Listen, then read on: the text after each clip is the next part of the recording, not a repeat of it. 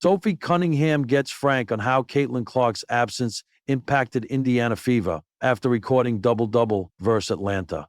After the Fever's loss to the Golden State Valkyries, despite Caitlin Clark's return, Lexie Hull raised concerns about the team's discipline. She did so in a more subtle manner than Steffi White, who said, "Our attention to detail, our discipline, I felt like our energy and our competitive fire was not there, and that's disappointing." Instead, Hull pointed to the Commissioner's Cup game, the one the team played without Clark, explaining that the team needs to play like they're earning $30,000, 0 cents each time. Hull said, "We raise to the occasion when we're playing for $30,000, 0 cents. Then we need to bring that level of focus and that level of energy every single day." But is that money motivation all? Well, influential voices like Carolyn Peck didn't think so. "I think that Indiana is even more dangerous when Caitlin Clark doesn't play," Peck said, "because she's a ball-dominant guard. The ball is in her hands a lot. So you know what you need to try to take away. But when you look at Indiana now, they've got so many weapons. And just like that, the with or without Clark debate resurfaced." While Peck received a lot of flack for her comments, they didn't stop anyone from drawing comparisons between games where the Fever are 5-5 with Clark on the floor and 5-5 without her. Take Sophie Cunningham, for example.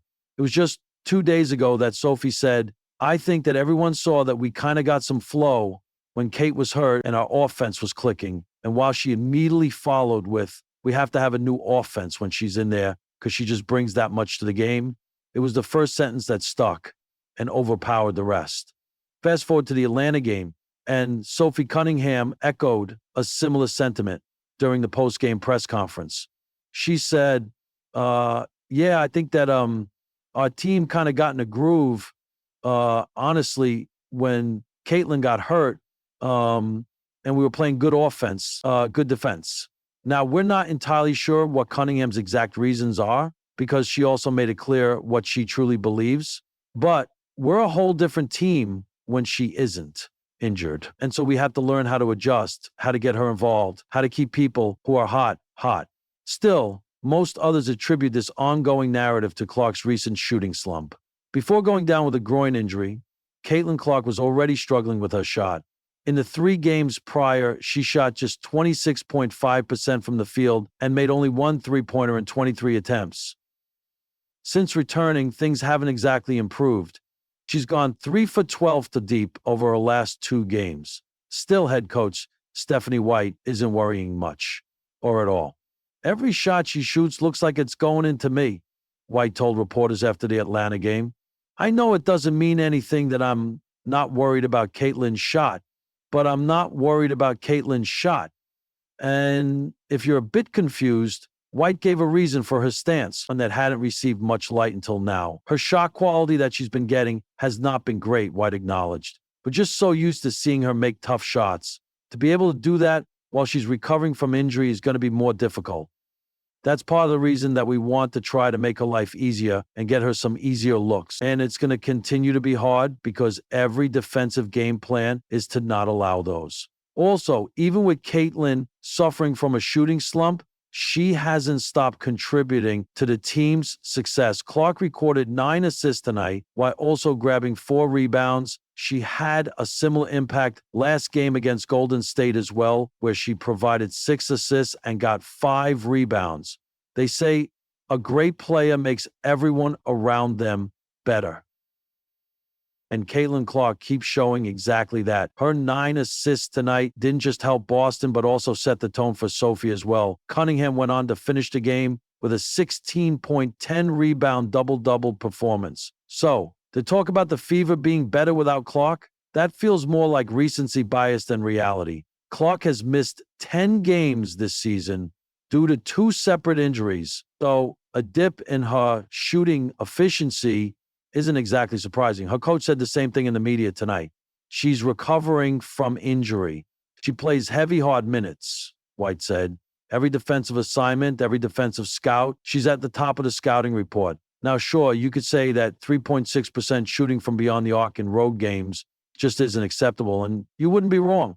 But Clark herself got candid about what's currently going wrong and addressed the issue in the media.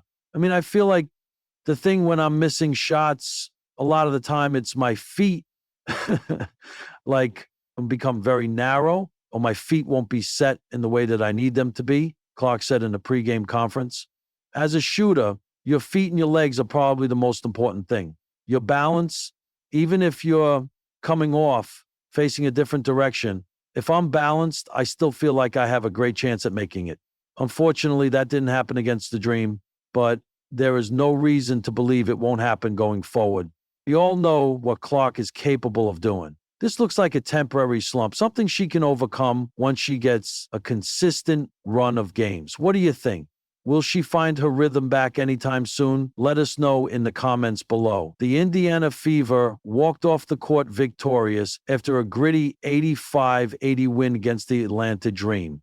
It wasn't pretty, it wasn't polished, but it was a performance filled with heart, and at the center of it all was Sophie Cunningham, who recorded a surprising double-double in Caitlin Clark's absence. Her stat line was impressive: 17 points, 11 rebounds, 3 assists. But what fans will remember most was her emotion, her leadership, and later, her honesty.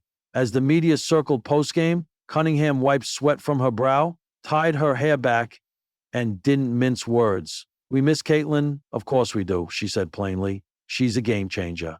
But we also showed tonight that the Fever are more than one name on the back of a jersey.